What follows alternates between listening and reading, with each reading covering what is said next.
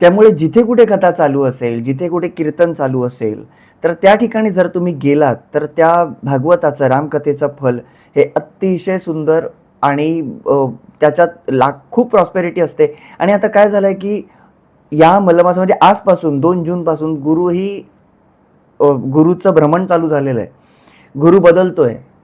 त्यामुळे तुम्हाला tremendous change जाणवणार आता, की मी काय करतोय, मी काय करणार आहे, आपण हे सोडूया, हे नको करूया, आपल्याला हे अचीव्ह होणार आहे.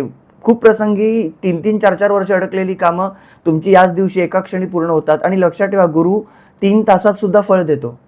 आणि त्याच्यात तुम्ही जर अधिक मासात जर त्या ठिकाणी बसलात, तर तुमचं ते काम व्हायला सहज सोपं होतं. तो गुरु तुमचा बलवान होतो.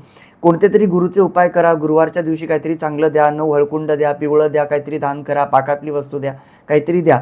पण त्या अधिक मासाचा जास्तीत जास्त फायदा घ्या. तुम्ही बघा, जास्तीत जास्त लोकांना हे सगळं ऐकायला जातात आणि तिकडे त्यांना अनुभव येतात.